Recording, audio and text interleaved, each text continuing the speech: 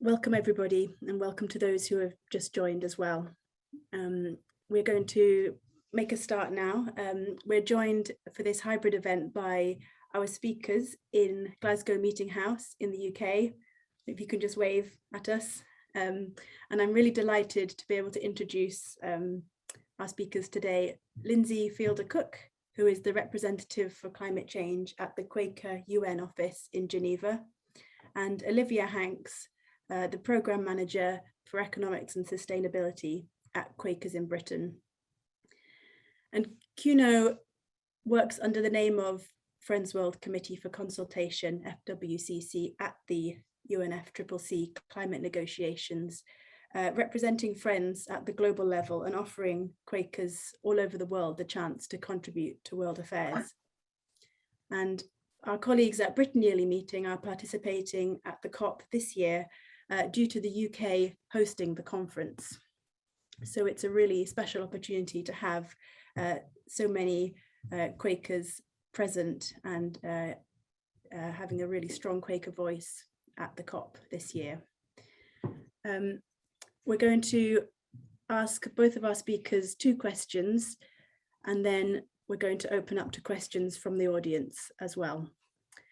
So if I could turn to Lindsay first, please. And Lindsay, if I could ask you just to perhaps tell us a little bit about the history of QNO's work on climate change at these international negotiations, that would be great. Thank you. And I just want to say how special it is to be here and to see all these names on the screen that are close to my heart, including my sister, my mom, and the old parish church in Massachusetts, and my cousins. QNO, the Quaker United Nations Office, is in both Geneva and New York, and I am based in Geneva. And these offices have been there since the 1950s and are funded primarily 2/3 at this stage, if not a bit more, by Britain Yearly Meeting with additional Quaker input, and also some charity and some government grants. And we work at the multilateral level, so we work on peace and justice issues at the United Nations and other multilateral organizations. And when we got into QNO's work on climate change, it was really a leap of faith. It was in about 2012, when our committee said everything that we care about, everything that we love, all our programs on human rights and refugees, on peace and disarmament, on food security, everything will be profoundly affected by rising temperatures. What can we do? And the answer was something what we thought was modest, but we always look at something unique that others aren't doing. And what we could see was that although there were amazing NGOs working in these negotiations on advocating on specific issues, nobody was actually supporting communication and understanding between countries. And I just want to say that when I first went into the negotiating room in 2013, I felt like I was walking into the lion's den. It is so hard to explain the anger in that room. And the anger is hundreds of years of colonization, unfair trade, resource stealing, which continues to this day. And suddenly, the developed countries were saying, and now you have to reduce your emissions. We had a chance to industrialize, but now you have to reduce. And that anger just was centuries old, and I just was breathless. And I think it was this moment of where do we begin? But we started with dinners for a very diverse group of negotiators, and those dinners are off the record. No, we do not talk about who comes, but in that room will be at least one country from every negotiating group. And we continue to do this. In fact, in COVID, we did 5 meetings with these negotiators virtually, and they really wanted it because the concern that they were losing momentum. Now, just briefly as a background before we move to Livy, the Paris Agreement in 2015 was historic because it was universal. Susanna got some, yeah, admit. It was universal in a sense that we finally had an environment agreement where all countries were connected and were legally bound to participate. Their contributions of how they reduced emissions was voluntary, but they had to give their contributions, and those contributions had to increase with each time. And also the 1.5 temperature limit commitment was historic and unexpected we would get there. And to remember always, and most of us here, if we're from developed countries, the Paris Agreement is about developed countries leading in both greenhouse gas emissions reduction and in finance. And what we're discussing in Glasgow is how do we implement the Paris Agreement? And I will go into that later, but it is about the rule book. How do we do this? So at the UNFCCC, Kino is involved on the negotiations in many levels, but particularly with quiet diplomacy. We also are at the Intergovernmental Panel on Climate Change. We're the only faith-based organization there. And we advocate very strongly on transformative climate action and rights-based approaches. And finally, in the Human Rights Council, and many of you probably know this, but in October, the Human Rights Council recognized the right to a healthy environment, which was a profound start. So I'm going to just leave you with one little recommendation of where we've come from. Although this COP has started with a lot of logistical chaos, I just want to give you some stories.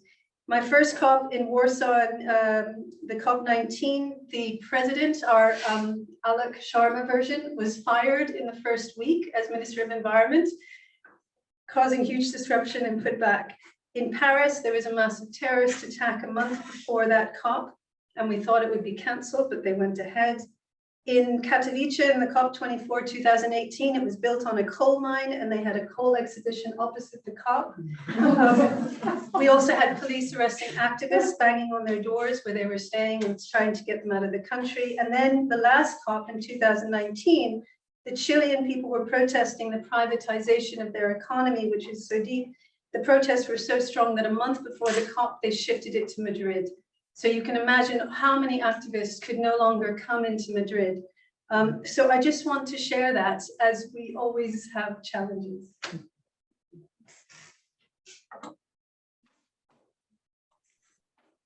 Thank you, Lindsay. You've packed a lot of history into that answer, so thank you. It's really helpful. Livy, turning to you now, can you perhaps say a little bit about Britain Yearly Meeting's role at this COP26, and just tell us a bit about what you've all been doing over the past week? Yeah, so I think the reason it's that Lindsay and I are here speaking together this evening is really to show the different aspects of work that go on that are going on at COP26, because so we Quakers in Britain wouldn't normally be involved in the COP process. We don't have the same expertise and experience of UN processes as QNO have. But it was really important to us, representing British Quakers, that with a UK COP, that we have a presence here, and that it's also for us, we've been very clear that it's not about a 2-week event in Glasgow. This has been part of an ongoing programme of work that's, there's been a 2-year lead into this COP. I think everyone I've been working with is absolutely desperate, just can we just get there and do it and then think about something else, because it feels like we've been kind of preparing this work for such a long time. But it has been really exciting, and I'd say there's a few aspects to the work that we've been doing here and in the lead up. And one is about supporting Quaker activists and being a visible Quaker presence as part of a wider interfaith movement here. And I and several colleagues and many friends, including some in this room, have been out marching today with, we believe, about 150,000 other people in Glasgow, and we're thousands upon thousands of people at about 100 different marches across the UK, I understand, as well, and about 300 in total around the world. So it shows the kind of the extent of the strength of feeling about this, and that this is a struggle that really is uniting many, many people around the UK and around the world. So we see our role as supporting the wider climate justice movement, with a focus on justice in particular. And particularly, we've been playing quite a convening role in UK interfaith work as part of that. And so the other aspect of what we're doing really is conveying our kind of key priority message, which is about the need for loss and damage finance. And I won't go into too much detail, but just to say very briefly what that's about. So essentially, loss and damage sounds like it's a very technical term, but really it's behind that is the very human story, or rather stories of millions of people around the world already bearing the brunt of the climate crisis, feeling the worst climate impacts. So whether that's extreme weather events like hurricanes, or whether that's what's called slow onset events like sea level rises, the people, as we know, who've done the least to cause the crisis are now bearing the brunt of it. And rich countries and polluting industries are not stepping up and taking responsibility. At the moment, there's an acknowledgement that action is needed on loss and damage. It's written into the Paris Agreement, but there's at the moment no money for it at all, and still no really fixed agreement on how exactly that work should be managed. So it's a real kind of point of tension between developed and developing countries. So we're not really dealing with the nitty-gritty, you know, inside the negotiations. There are others who do that work, but we see it as essentially a really important fundamental moral issue of climate justice, and that we and other faith groups have a role to play in making the case that we absolutely must, you know, rich countries must find the money for this, and we can't ignore and delay this any longer. So that's what we've been speaking out about at every opportunity.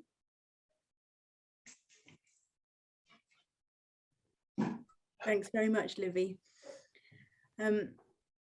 Okay, so coming back to Lindsay now, can you talk a little bit about what you are seeing at this COP from your position in your work, and particularly what are the challenges and what progress do we see so far? Right, so coming into this COP, what Livy is talking about, what she's done in the Interfaith Voice in the UK, I haven't seen such advocacy building up to a COP before. I'm so moved by this, both because it's coming from our Quaker communities, but it's just expanding. And of course, COVID meant that there was more time, but the Zoom also meant we were reaching more people. So coming into this COP, the mobilization, the concept of climate justice is ever more out there. And of course, we're at a time with this climate engagement where the awareness around the world is so much more than it was.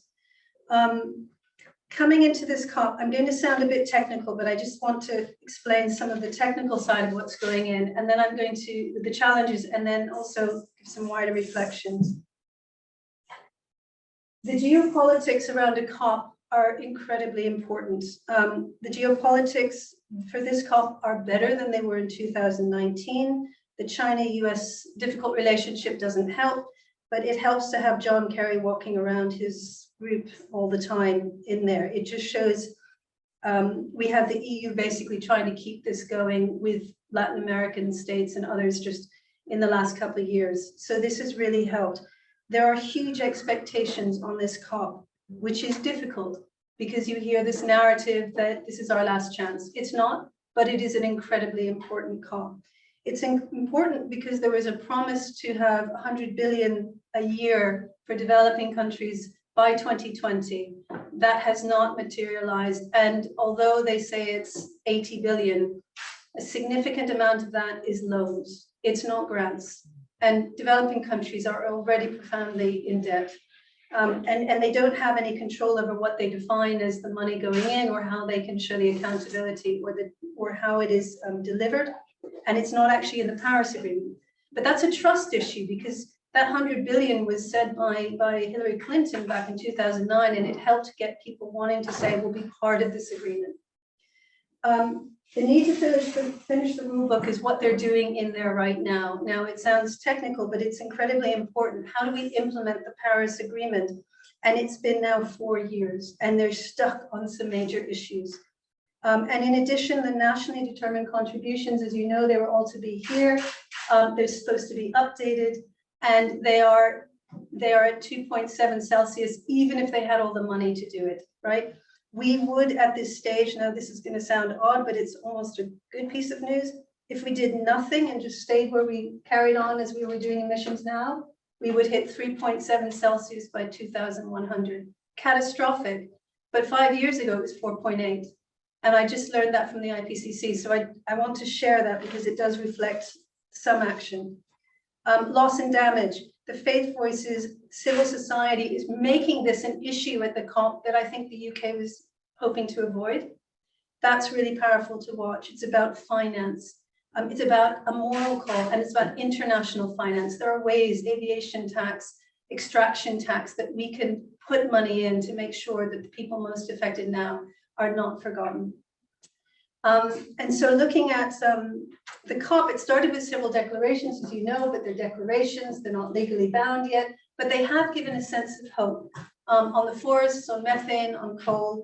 We'll see where they go, but it was a choreographed, useful start. In that room right now, the rule book, technical for a few minutes, common time frames. We need to have, is it every 5 years, 10 years? They're arguing that right now. It makes a big difference, because if every 5 years you put in new NDCs, that's a big difference from every 10 years. China's holding for 10 years. We have transparency in reporting, common metrics. How do you count? How do you record it? It's so technical when you're in that room. It's frustrating to listen to, but they have to get it right for the Paris Agreement to be effective. Article 6 is called carbon markets, what we call market-based and non-market-based mechanisms.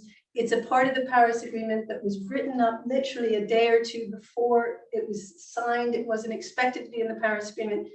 Carbon markets are not something we like because they have no environmental justice. They are effectively offsets. However, they're in the Paris Agreement. They have caused a massive headache. If they get this wrong, carbon markets could end up making it much harder to reduce greenhouse gas emissions, because you're just offsetting, right? And that's why they're in there. I have to credit the EU for really trying to keep it tighter. But we have some hard work going in there, some double counting, etc. And non-market mechanisms, again, that's about transforming root causes. And so we're also hoping that they strengthen them, but we're trying to get human rights language into these mechanisms. That's one of the civil society calls indigenous people's rights, independent redress mechanisms, social and environmental standards, things that will try to help make sure that those carbon markets are not causing abuse to the communities who are involved. Nobody wants to let go of their toys. Most of the drivers of climate change are very lucrative activities, as we know, and I will finish with what we're seeing in terms of that side. But in there right now, tonight, the plenary will say, this is where we are with the text. If you're new to a COP, you sit in a negotiating room, you could cry. You'll have a country arguing over a comma. But the whole point is that we get that text to a place where they can agree to it and move it forward. And although it can look really frustrating, it's incredibly important if we're going to get all these countries there, but it's also important to try to get it robust. I have always been disappointed at the end of a COP because we always want it to be better than it is. But I sense with this COP, there is a lot of pressure on that we haven't seen for a couple of years. And I hope that pressure is in that room, and it's because people were out marching today. It's because all the work going into that COP. A couple of things I want to say before I end in terms of messaging. The awareness of what's happening around us is so much higher than 5 years ago, let alone 10 years ago. Nobody knew, it wasn't, there were specialists in this.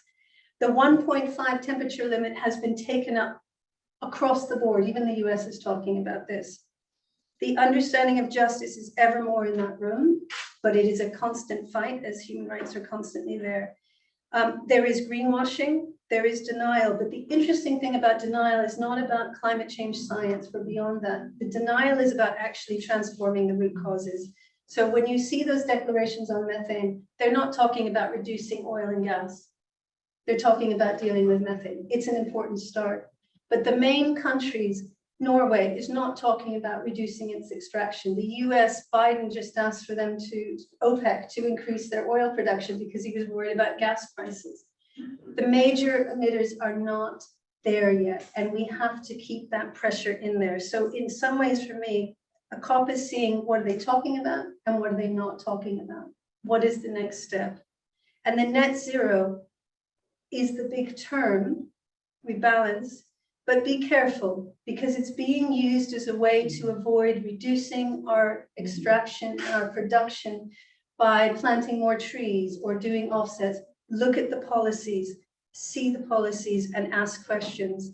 Keep your activism, keep your personal witness in any way that you can be involved, but also keep the story. And I'll end with that. The story is about a more healthy and clean world for our children. And that story has to give a vision, because otherwise it's about panic or fear. And so the stories are about how can we make this, but how do we transform those root causes? And how do we give that world to our children that is a stronger and healthier place, knowing that temperatures will rise to a certain extent, but they do not have to go up to 3.7.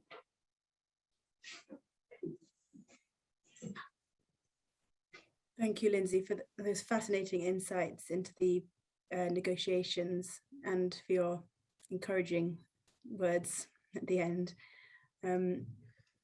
Olivia, I've got one more question to ask you, and then we will open it up to questions from the audience. I wanted to ask you what your impressions are of how COP's going from a movement perspective, and kind of what's the mood like in Glasgow, in the conference centre, and in the fringe events you've been involved with?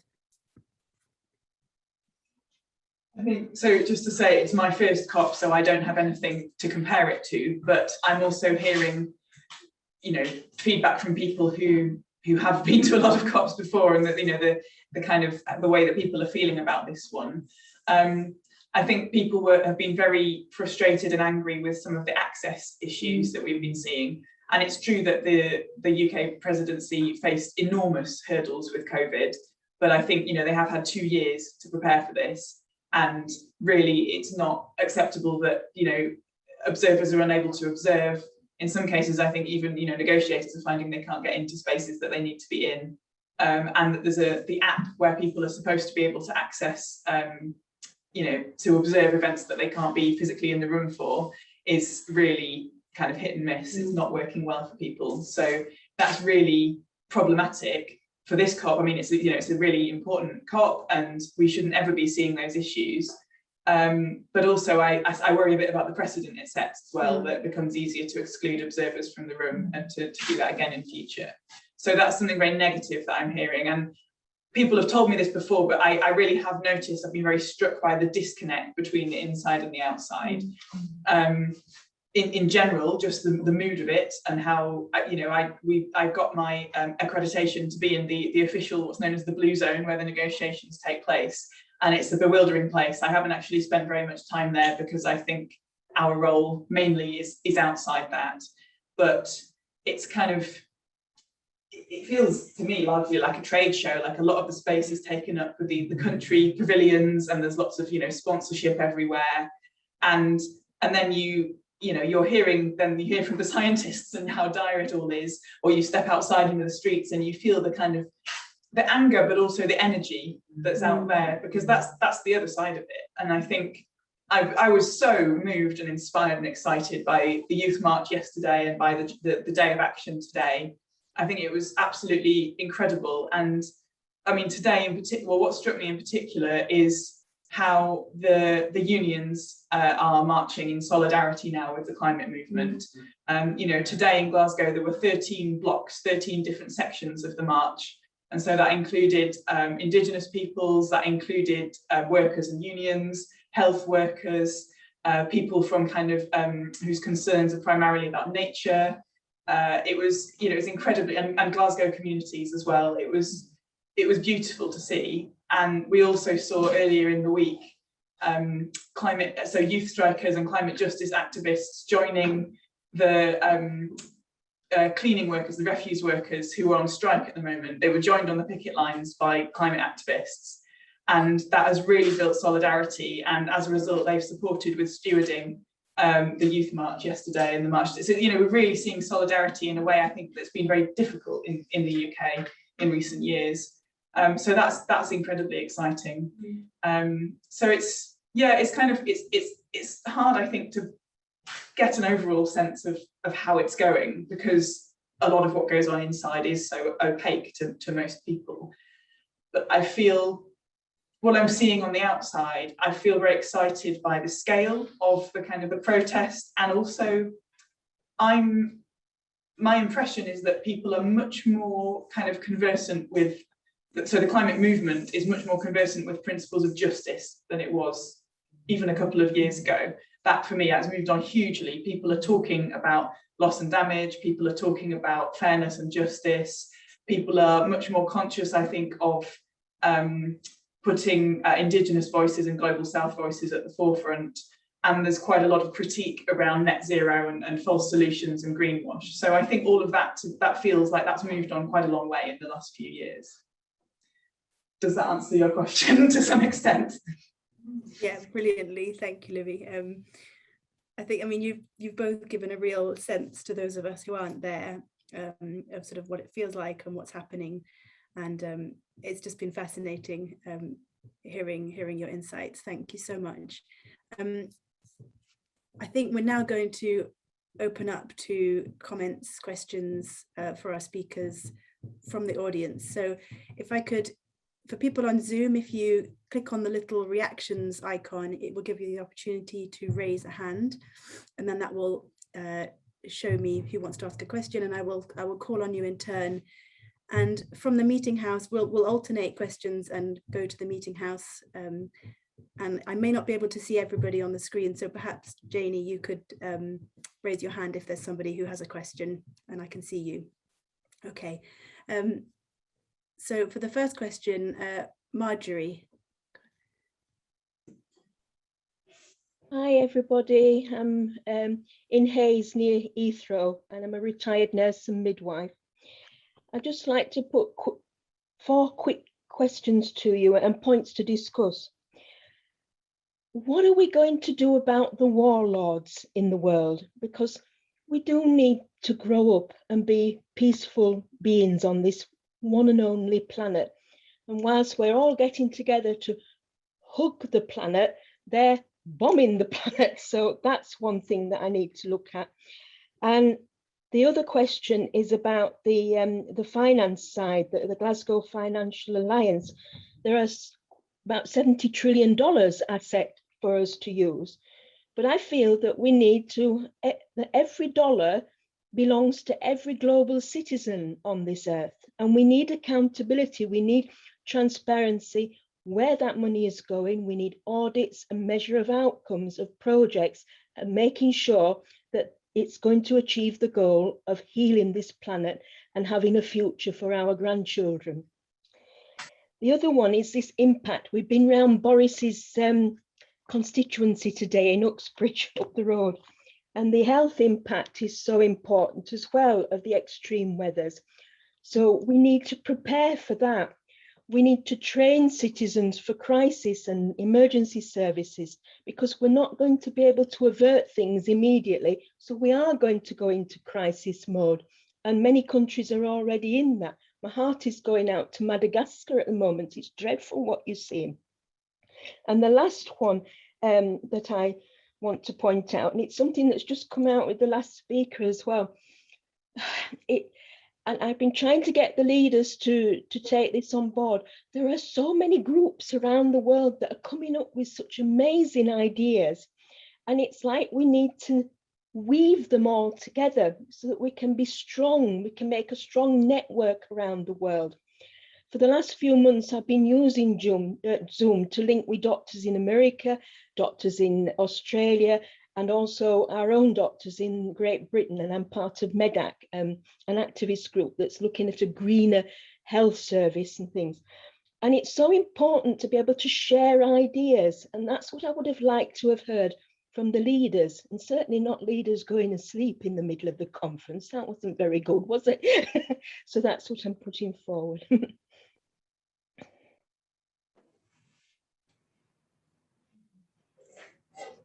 Where should we start, Lindsay? Thank you. And I particularly like that your question included a diagram and a visual aid. That was very well organised. I mean, I can say, I probably can't say much about finance. I don't know whether Lindsay might have a bit more to say on that. I think there's some more general principles that come out for me from your questions and comments. I think the question about war, I mean, one thing that's really important that Quaker Peace and Social Witness is trying to bring out more in the work that we do, because we work across such a range of issues. We think there's potential for us to do much better at connecting those issues up. And it feels really important that when we talk about war and poverty and oppression, racism, forced migration, the climate crisis, we don't look at these things in isolation. And actually, I think it comes up now and again whether we should look more in our climate work at the relationship between peace and climate change. And I think sometimes that it feels that the ways in which it's suggested that work can happen, not internally, but just in general, when we see those connections, it can sometimes feel a bit simplistic. So that sort of, well, climate change causes war and war causes climate change because of the military's massive carbon footprint.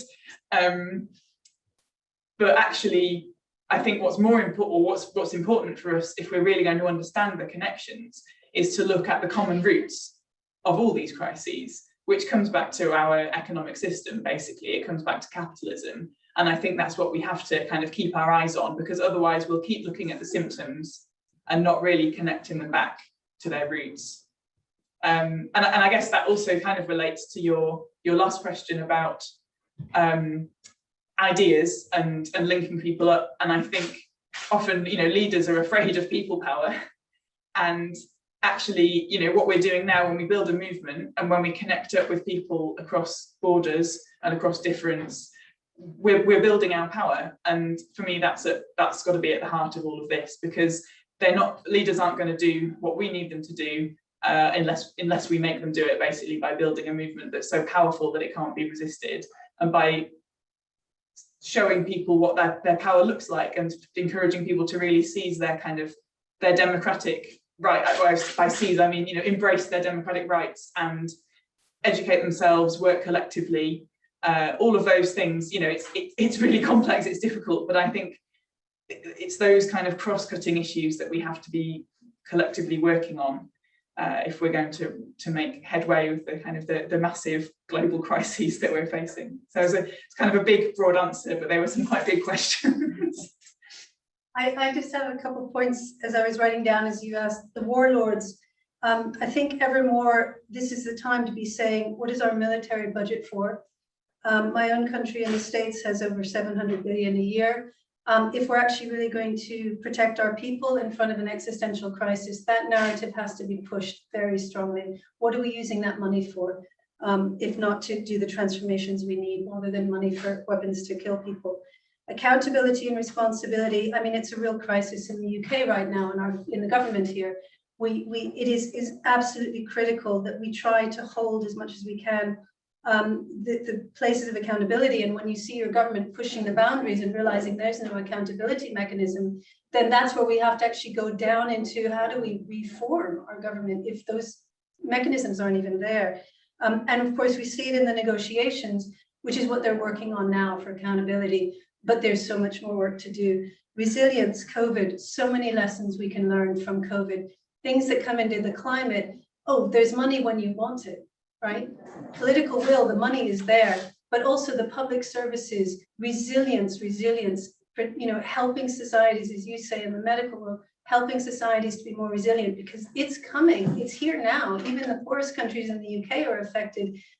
It's not just in the Caribbean. Every country has its vulnerable communities, obviously far more in poor countries like Bangladesh, but every country is affected. And then finally, the ideas, I mean, we mentioned the green zone and the blue zone. I mean, the blue zone is just gray and they're working over text and commas. And then you go to the green zone and it's ideas and look at all we can do. And you just think, why don't they put them together? Why do we have to have these separate places? So I'll just leave it with that. Could I add one more thing, actually, because it's something that's struck me and that I wanted to respond to, that Lindsay was talking about military budgets and so on. And I think one trend to really watch out for in the coming years is the increasing militarization of responses to the climate crisis.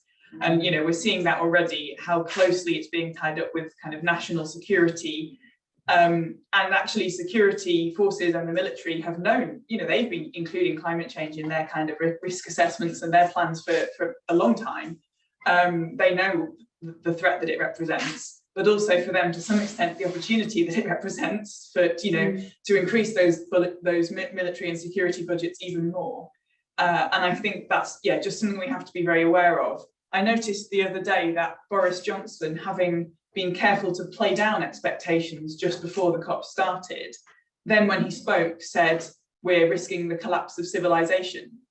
And it was very stark that I thought, what a strange thing for him to say. Why would he say that when in all probability this COP isn't going to deliver what we want it to? And I had to think about it. And so this is just my take, but I think possibly why he said that is it's setting up this rhetoric of, okay, if we think that civilization is collapsing, we're afraid. And when we're afraid, we want more security, we want more protection. And that opens the door to this massive militarization of responses, with more policing of borders and all those kinds of things. So that's the only thing I can think of why he would start using that kind of rhetoric, which in a way doesn't sound like what we would expect from the UK government at all. So yeah, just my thoughts on that. But. Thank you both. Really excellent answers. Thank you. Are there any questions in Glasgow Meeting House?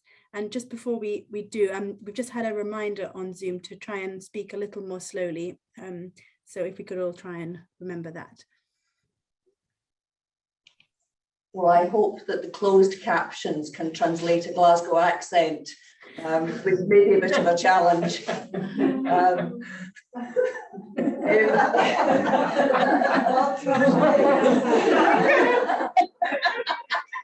Didn't work.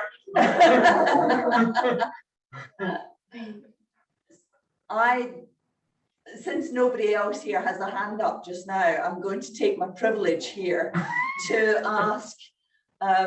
We've seen amongst the youth protesters, no more blah blah blah, and there's so much frustration with what's going on and the lack of progress as it appears to our youth. To what extent is this really undermining the credibility of the UN process and UN systems, do you think? The pace, yeah. Well, first, I just want to say that the youth movement has been transformative, I think, for advocacy. I met Greta in 2018 when she came. She gave a press conference every day in the COP. This tiny child basically was just straight, and it's given strength, and that youth voice has been evident in the negotiations. The UN is under a lot of crisis in many ways. Funding, yeah. The UN is what the member states make it, and yet, having worked for the UN and working now with CUNO, I don't want to live without this. But it is hard work to get all countries together, and they will go for the lowest common denominator without the pressure, which is why I think we keep saying, people get on the streets, be clear, write your letters, do whatever you can, because the work happens before the COP, and if the politicians don't think you want change in democracies, for example, they're not going to do it. They want to be voted in again. They have to know they're going to be backed up.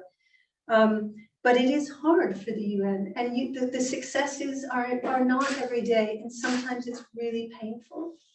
But I find that it's worth it. Now, the Paris Agreement is not the silver bullet. It's not the only way we deal with this, but it is a global framework of action. And we need a global framework because it is a global problem. So if Costa Rica is doing an amazing job, that's not going to stop climate change around the world. And it does help bring it together, but it is going to be imperfect.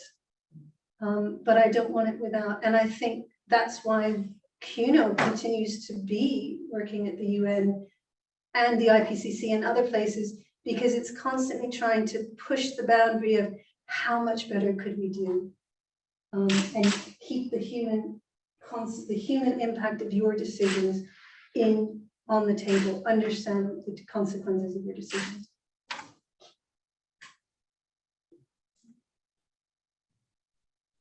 Thanks, Lindsay. Livy, did you have anything to add to that question? Probably not much to add, maybe just to say on the same sort of note really that I think the COP is, you know, it's one tool, it's one lever, and actually, you know, these countries are now committing to these nationally determined contributions. Well, they've got to take that domestic action, and in most cases we've got, you know, where countries have made impressive sounding pledges, including the UK, their action is still way short of those pledges, and in many cases still going in the wrong direction, expanding fossil fuel production and so on. So essentially they don't need a COP to fix that. They, you know, it's up to governments to fix that. And so essentially we need to be putting pressure on all these levels, and I think the youth movement is doing that, and I think it understands that very well actually. Can I just add, because the Paris Agreement is already effective in that there are court cases going on around the world, and in those court cases they are handing over IPCC science reports which are being used as basis. They're handing over the NDC, the nationally determined contribution, and saying you're not acting fast enough to meet the 1.5 or to protect us. And the Human Rights Council, they're using our human rights. We have the Universal Declaration of Human Rights, hopefully soon a human right to a healthy environment that will be recognized legally in New York at the General Assembly. And they're using that in the court cases. So in some ways, what we try to do is communicate to grassroots what the international norms can do to help strengthen your efforts on the ground, because it's all about ideals. That's what I love about the multilateral system. And so taking that and seeing how it's being used locally is actually where, in some ways, my passion is, because our governments are not acting fast enough, but those international norms can encourage you to challenge them. Thanks both. We have a few questions coming through on Zoom, so I'm going to invite Martin, please, to ask your question next. Thank you. It's not really a question, it's just a comment to wave the flag for Scotland, really, that we talked about climate justice and loss and damage, and the Scottish government has just announced a climate justice fund to support communities repairing and rebuilding from climate events. It's a trivial amount, only £1 million, but as far as I know, it's the first government to actually recognise this and set up a fund. Although Scotland isn't, of course, a government that's represented at the COP. Thanks for sharing that, Martin. Can I invite Shelley, please, Shelley Tannenbaum, to ask your question? Hi, my name is Shelley Tannenbaum. I'm the General Secretary for Quaker Earth Care Witness. We're a North American network of friends with a concern for earth care. And when I was at the Paris COP with Lindsay, and one of the things that struck me there was that in some ways, the governments were ahead of the average person. There were plenty of activists out in the streets and who had been working for years to build up momentum, but the average person hadn't quite caught on to the concern for climate the way we have now, 6 years later. And it feels like now the average person is way ahead of the governments. And my question for Lindsay and Livy, and for all of us really, is how do we friends work together to build that momentum? Because clearly, as Lindsay had said just recently, the governments are going to need pressure to do more. They're not going to do it without that kind of pressure. So I'm just wondering how all of us can work more closely together and to be more effective. Well, Shelley, I just want to say Quaker Earth Care Witness was the first Quaker organization at the COPs. They would nominate anyone who wanted to decentralization. So I'm going to put that back to you. In some ways, you've been the model, Quaker Earth Care Witness, of just getting everybody involved. And I think just highlighting again what you're saying, And I mentioned net zero. I mentioned that governments are trying to hold on to their toys. Yeah, we need to be aware of what they're not doing. We need to be aware of what they're saying and know what they're not doing. And I think that's where Quakers, particularly because of the peace testimony, and this links back to our military budgets, it links back to money, it links back to the moral call, it links back to loss and damage, you know, working in our communities and helping connect. Why is climate change a justice concern? Why is it a peace concern? And what is our, going back to Marjorie, what is our responsibility and accountability? And I think Quakers have a good way of pushing the boundaries historically, but we do it in a way that we listen, and we can bring people together, our local faith communities, to talk about what are we seeing, what are we feeling, where do we want to be, and convening people. So that would be one way of connecting that I would suggest. I think it's a great question. It's obviously there's lots of possible answers to this question, but I think for me, there's something about, we know now that certainly in the UK, the majority of people are concerned about climate change. You know, people are very worried about this. They want stronger action from government. So I think there's something about how do we enable people to take action, but also how do we stop people from kind of hitting a wall? And I think there's a few different elements to that. One is with activists and how we support each other and build a culture of care, and, you know, to avoid burnout and depression. And, you know, there's a lot of not just young people, but it's, I think particularly we're seeing it among very young people, putting themselves under enormous pressure. And it's great. And on the whole, you know, that the anxiety comes from the crisis that we're in, and action is the antidote to anxiety. But we also have to be careful that we're looking after ourselves and each other. I think a second aspect of it is when people realise how dire things are, you know, it's very important that we keep calling for the things, you know, to stop the things that need to stop, like, you know, fossil fuel subsidies and fossil fuel extraction, and all of those kind of bad things. But it's really important, I think, that we're also building a positive vision, because otherwise it becomes ultimately very draining and demoralizing. So I think ideas like the Green New Deal, frameworks like donut economics that actually start to talk about how we can build the world we want, I think are an absolutely essential part of the movement. And I think the third aspect that occurs to me is how we bring people into the movement. And I think there's perhaps been a tendency, or there's definitely been a tendency in UK climate action for a long time to think that the way in is lifestyle change. The way you start is with, you know, recycling and so on, and you sort of move on from there to bigger things. But actually, we quickly come to the end of what we can do in terms of our own lifestyle changes, because we come up against structural barriers, like, you know, we can't just choose not to use the car if there isn't any public transport, for instance.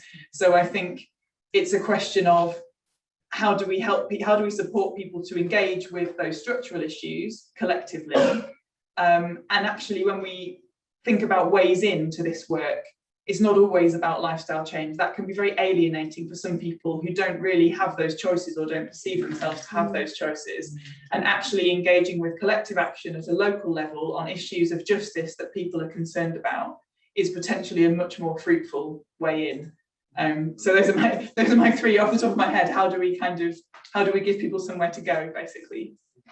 Can I just add on to that? Because in Paris, the Eiffel Tower had 1.5 on it. The narrative that, you know, 1.5 or it's over is actually really, really dangerous, because it's not. Every fraction of a degree counts. And I think, Shelley, that also links to the messaging and the hope is that, yes, we want to hold to 1.5. And we now know that even the difference between a 1.5 and a 2 Celsius increase over pre-industrial temperatures has real impact on lives and livelihoods and ecosystems, but we have to see it as every fraction, and you know, we don't have to go up to these 3.7, 4, 5, depending, and not to feel like a despair that after 1.5 it's over. It's not. It's a constant transformation and a constant action. We want for 1.5. But believe me, if we could even get to 1.8 at this stage, it would be a matter of, hoping that we can get to 1.5. But don't lose hope. I think people are kind of going into this narrative of deep despair, and it's not. We have our target, but we have to keep going, and every fraction matters. Thank you both so much. We have plenty more questions coming through on Zoom, but can I just check in with the meeting house? Are there other questions from the audience there? You want to step forward? Yeah, I can do. Oh. Or say your thing and I'll repeat it. Oh, I can speak quite loudly if you like. So You can take the mask off Oh, I can take it. Well, when you're speaking. Yeah. Go on. I'm a little bit bad about that. Okay, sorry, this is taking much longer than I thought it would. So, first of all, thank you, friends, for speaking. It's been really interesting. But I'm curious as to, it's interesting that you mentioned it looks a lot like a trade show. And so, sort of two questions, both for yourselves, but specifically a little bit for Lindsay, I apologize, is what role does sort of international business play in these negotiations at the high level, at a sort of quite a normative level, I suppose, and then a sort of subsection of that would be, do you see, which voice do you hear more that is not a national voice in the Blue Zone or in a COP in general? Is it coming from civil society, or is it coming from international business? And I've got a little inkling as to which it might be, but I'd be interested to hear your thoughts. And then sort of taking from that, what are we looking at in terms of, as you mentioned, Olivia, yourself, that ultimately what we need is systematic change or systemic change to actually sort of solve this crisis. And so beyond civil society and beyond grassroots and sort of civil organizations, are there any voices in that room that are advocating for systemic change, that are advocating for a systemic change on a positive way, as opposed to perhaps a more militaristic systemic change? Yes, I don't know if that's a clear question, but yeah, I'd be interested to hear what you think. To have a pavilion in a COP, the smallest is 25,000. It costs to do it. That's part of the problem. There are people out there who are, I've been meeting people in the pavilions who are going around with leaflets about, local renewable energy programs and that kind of thing, but they're not the ones with the money that can have the big pavilions. So yes, it does feel like there's this kind of, what's going on? Why do they have that business thing there? There is a kind of conflict of interest code in the UNFCCC, but that doesn't stop having the business constituency, having someone representing quietly Exxon. It happens, yeah. I think what's weird is that you have these bilaterals going on with kind of deals going on. It might be sort of useful deals in terms of private sector in a good way, but it's a strange environment. The civil society are the loudest in some ways because they're doing actions. Of course, if you're business, you're probably quietly doing your thing. My worry are businesses like carbon capture storage. The people who are going in there to say, we've got the quick fix, you can keep doing your oil and your gas and we'll just pump it into the ground, for some future generation to worry about. That's the worry, is these kind of dealing with symptoms. So I would say it's a real mix, but where the money is, they have the access. But as much as civil society has been held back in this COP, both for COVID, for getting into rooms, etc., systemic change around that room, these are negotiators negotiating text, right? So there's an odd feeling. It's almost in the first 2 days when you have the leaders coming. But the calls for systemic change have to come from up. You will have countries like Bolivia who will speak openly about this, but they're few and far between. But I think more and more we're looking at our economic system is driving this. We have to ask these questions, as Livy said, donate economics, etc. How do we have a sustainable and just economic system? So that's just some things, but it's hard work. It's really hard work, which is why the march today is so important. And I just want to finish off. What's going to happen now? Tonight, the plenaries, they're all going to tell you what was the latest that happened in the text.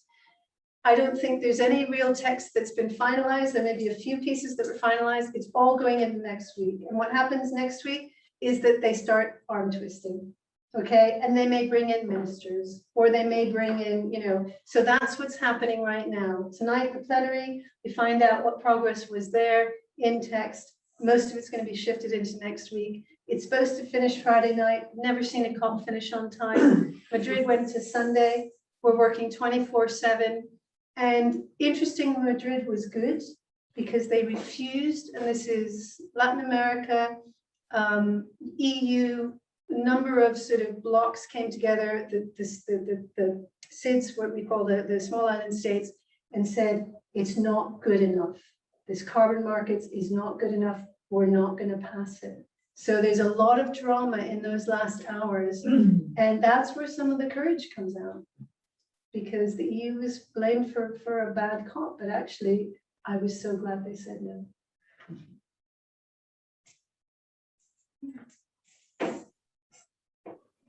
Thank you. You ask your question. Yes, thank you very much.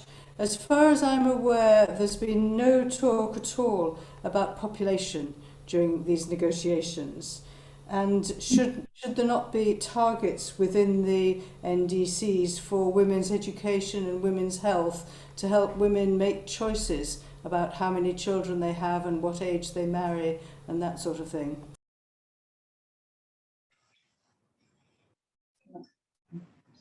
Go on if you want. There's a huge amount of work on gender. Gender is probably one of the easiest human rights sort of calls to get engaged with the negotiators.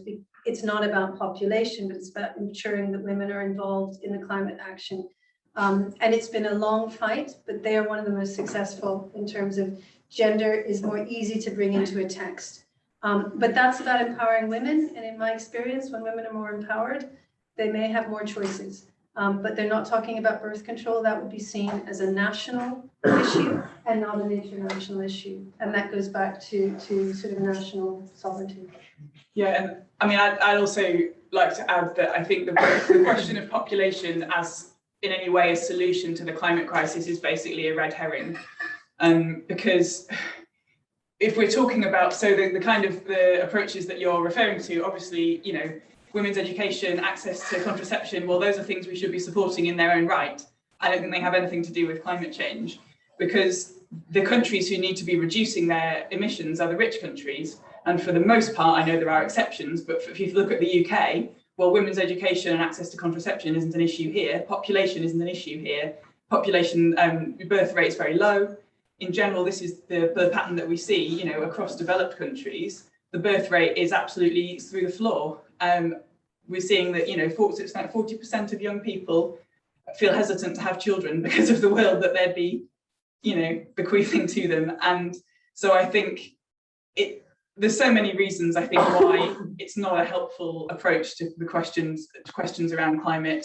It places the emphasis in the wrong place. It puts the responsibility on the poor countries instead of the rich.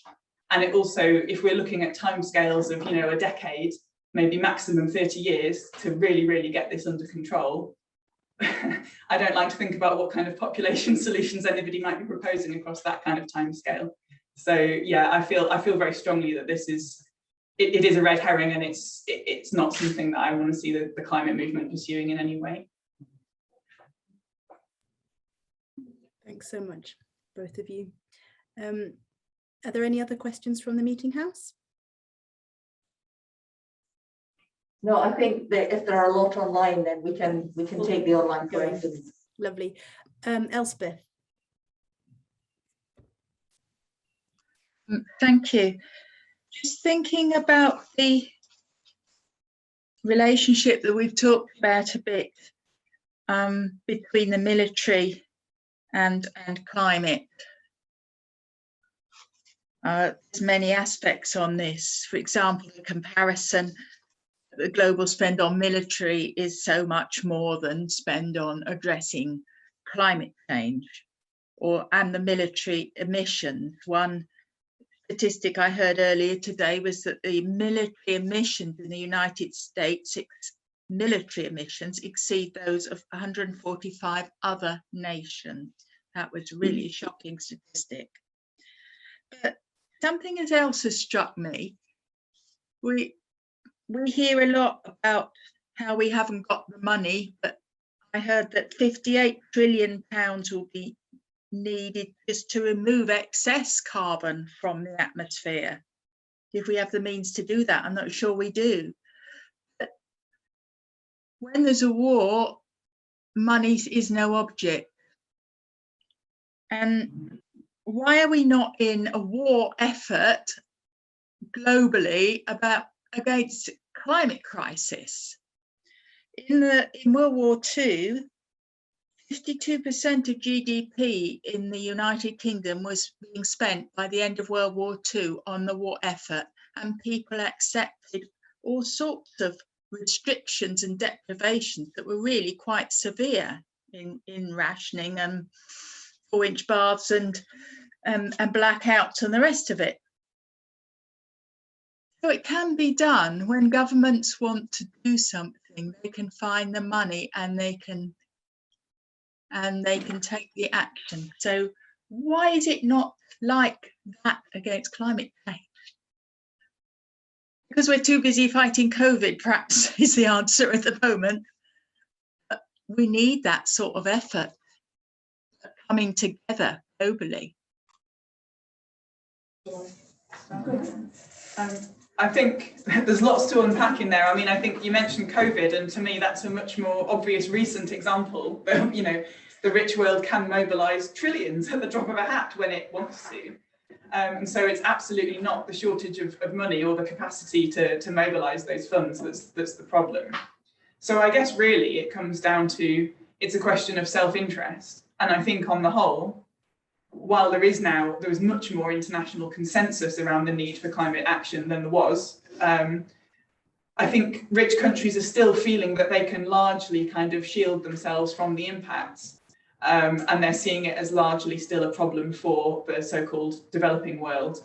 I think we are seeing that narrative start to change. We're seeing impacts even in rich countries that we can't ignore. But I think at the very end of your question, you referred to we need to tackle this kind of together, cooperatively, globally.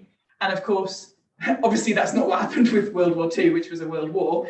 And it's also not what happened with COVID, where we've seen that, despite promises to share vaccines, there's been a refusal from rich countries to share patents on vaccines, to waive patents. And there's also, we're seeing actually the quantities of vaccines that were promised have not been delivered. So there are some countries where they've still got only about 1% of the population vaccinated. So I think, yeah, we can see those examples where there's a parallel in terms of the funds mobilised, but who are the funds benefiting? So I think you're right that we need international cooperation. I think examples of that, I don't want to be unduly kind of pessimistic about it, but I think historic examples of that are harder to find. I would just add, as Livy said, I don't think the leaders of the major economies yet see it as an emergency. I mean, the G20 just met, and you can see what came out of it. But I would also caution the phrase climate emergency. It's very important, but we have to also remember that climate change is a symptom. And the other symptoms include species extinction, land use degradation, ocean acidification, chemical pollution is skyrocketed through nitrogen. They're all interconnected with their root causes. And I think if our narrative is, if we have to just be aware that the concept of climate emergency could take us, as Livy said, into that kind of militarized approach or securitized approach. And also, how is our story about the climate, but it's about the root causes, and how is it about transforming these drivers, transforming so that we are protecting nature to ensure that our future generations can live. And that's the more powerful story to me, because it's also about a healthier world, yeah, but it's looking at our relationship with nature, and somehow that helps pull me away from that kind of panic, have a quick solution, and and then you start seeing, as Livy said, the securitized approaches, shut the borders down, you name it, right? So it's a narrative that's hard to keep together, but it's important, I think. And the military budgets, the narrative I would keep pushing, and I see us going into this more next year, is about what's really rethinking security, as many Quakers have already been engaged in. How do we really have security that really protects us? Is it weapons that kill people? Or is it transforming our energy systems, our agriculture, et cetera, et cetera? And that needs to be engaged with and help. Again, back to Shelley's question, bringing communities together to talk about these issues and help connect them, because not everybody gets it. So. Thank you. Thank you. Susanna, we have a question in the meeting house. Go ahead, please. Yeah, thank you both. So interesting so far. I'm really loving everything that you're saying. It's so interesting to hear from what's going on and what Quakers are doing. I have two questions. My first question is relates to a banner I've seen all week, having been here in Glasgow. These women who were at Freedom Common walked here over 4 days from Faslane. And they're all, well, they were Freedom Commons, they're all of a certain generation, and it's wonderful to see them out and about in the city every single day. And they're carrying this thing about military carbon footprint and how it's not counted in carbon emissions. So I'd like to know more about that and what you know about that and what Quakers can do about that and if we're working on it. And secondly, my question links to Extinction Rebellion. So Extinction Rebellion have 3 demands: tell the truth, act now, and the third is to organise citizens' assemblies. So from your perspectives, multilateral and national, do you think that is an effective mechanism? Do you think that's an effective way to build pressure? Do you think that's an effective thing that activists can be doing with our time?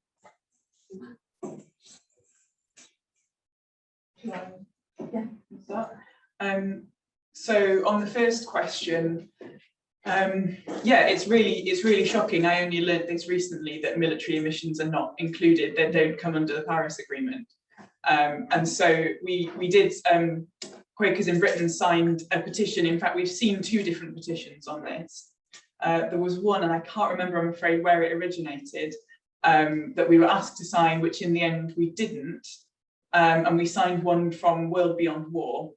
And essentially, although we agree that military emissions very much should be included in the Paris Agreement and need to be rapidly, reduced and scaled down, there was something about the wording that I think we have to be careful that we don't imply that the reason we object to the military is that it has a high carbon footprint, and that, if only we could green the military, it would all be fine. So I think there's nuance there that we just have to be, alert to. But yes, it's a really important issue. On the question about citizens' assemblies, yeah, this isn't something that we've actively explored as Quakers in Britain. I know lots of people who are very interested in and passionate about citizens' assemblies. I think my personal opinion, because we don't have a sort of Quakers in Britain position on this or anything like that, but my personal view is that they're interesting. They can be an interesting tool of democratic empowerment. I think there's also a risk that they just become another talking shop and actually another excuse to kind of kick the can down the road on climate action. Because if we look at the kinds of things that citizens' assemblies happening in the UK, and some local authorities have held them, often the kinds of actions they're proposing are great, but there's nothing novel about them. We know what we need to do. Governments just aren't doing it. So I think we have to, they can be useful, but they're much more about generating public buy-in, I think, than they are about really generating kind of innovative solutions. So just understanding why we're using them, I think, is important. Cool. So not only are military carbon footprints or emissions not included, but extraction is not included. So if you're Norway your NDC doesn't include all the oil that you extract. It's the person who burns, so who burns it, right? Well, some country who buys it. That's another thing that I think is and of course, the ones who made the decisions on this were high extractors. And that's something that I think also next year in terms of Kino, I think we're doing more connection on environmental peace building, but also working with our peace and disarmament, because Rhiannon was with Kino and worked on peace and disarmament and connecting that more. Also, we do peace building and human rights-based approaches, but looking at the military connection. I think Quakers are very, very good at speaking about the military in ways that other NGOs don't feel able to internationally. So that is a gift we have. Thank you, Kino and Quakers, for funding us. And Extinction Rebellion, I mean, I think, what I love about Extinction Rebellion is the humor and just the creativity, and keep the humor. But when the first Extinction Rebellion came out, I remember in April a couple of years ago, Parliament hadn't talked about climate change for 2 years, if I'm not mistaken. And within weeks, they started engaging on it. So it's so important, but not everybody's an Extinction Rebellion person. So just do what you can do in your own way. But if they can keep the humor and keep the physical show, I think it's really important. Brilliant. Thank you both so much. We still have some more questions on Zoom. So Alistair.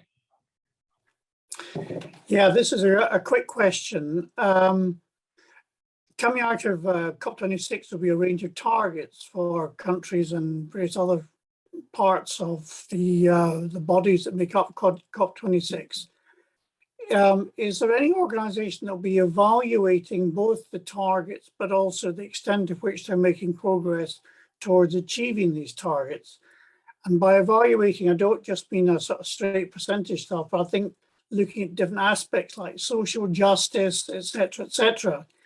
Is there any way that these things are broken or can be broken down into local targets that local groups, local country groups, or smaller groups can be working on? And will this be done by the IPCC, or is there some way that another organisation, a non-government organisation, can actually help with evaluation and holding to account all the organisations involved? It's the UNFCCC, the secretariat, that does a lot of the NDC calculations and monitoring and in that way sort of registering. And part of what they're discussing now is a greater role for the secretariat in terms of recording and registering.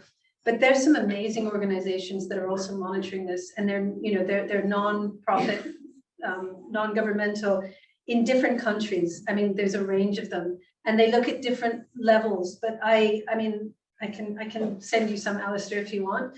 But they're out there, and you need to know where to look. But they are monitoring it quite strongly, both on social justice, both on double counting, on whether the NDC is actually doing what it's saying. I mean, it's getting more and more and more. But they don't have the legal ability to act on it, although they use that information to come into court cases sometimes when people take their country to court for not acting fast enough. Thanks. Okay, so James, Kelly and folks. Sorry for the delay. I'm wondering how we can reflect on the economic model that seems to run our governments on growth. I see it both in local, regional, and national, that they're always talking about growth instead of sustainability. And when we use growth as an economic model, I see it as a real press to keep the climate warming and not stop this climate change. Hi, Jim. Absolutely. And our economic systems are driving this profoundly. I would just say that in terms of our economic systems don't even look at the environmental cost of what we're doing. But when we talk about GDP as well, the question is whose GDP? I mean, in the UK, the GDP is profoundly affected by the military, for example, and who's in Newcastle or in Glasgow, in Govan, who's actually benefiting from that? So I think for me, this is part of what we're in right now. We are in a time where what is the economic system that will help us to survive on this planet?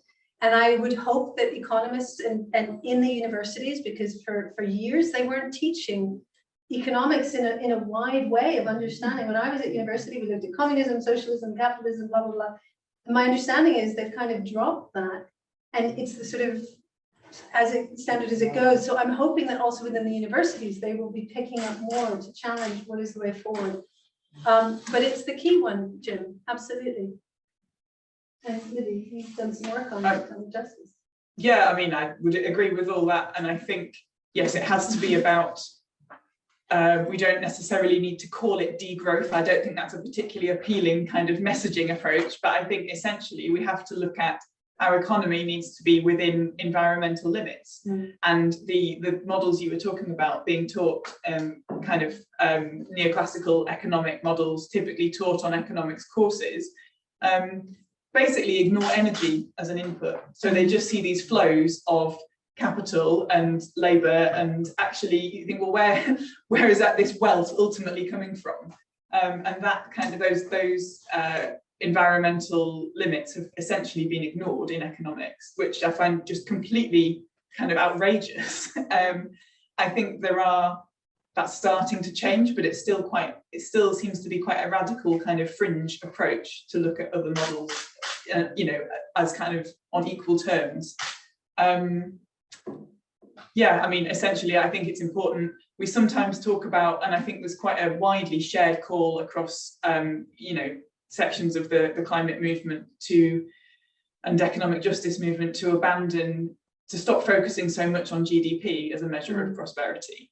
And I think actually that's essential, but I think we need to go further than that, because actually we'd still have an economy with the growth imperative while we have an economy based on debt.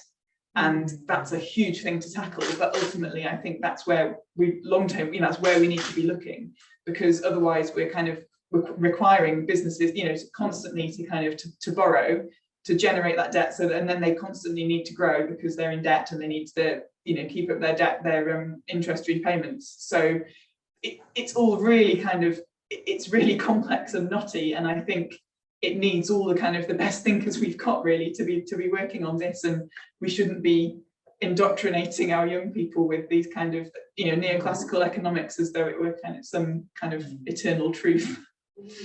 I'm asking about fairness. Hi, Mom. Asking about fairness.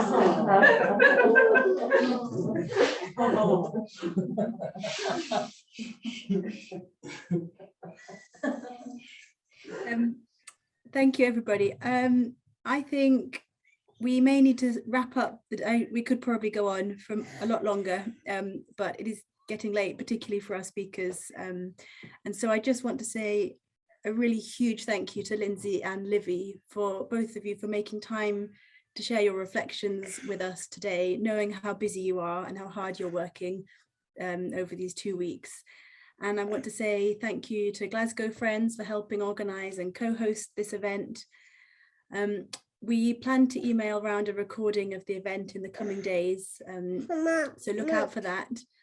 And thank you all for being here too, for joining from across the world and for sharing your time and upholding and supporting Quakers in this work. And I just want to end by saying something, reflecting on something Lindsay had said previously, that let us continue to hold our politicians and our negotiators in the light, to do what's right over the next week, and stand up for peace and justice. Shall we just perhaps end with a moment's silence all together?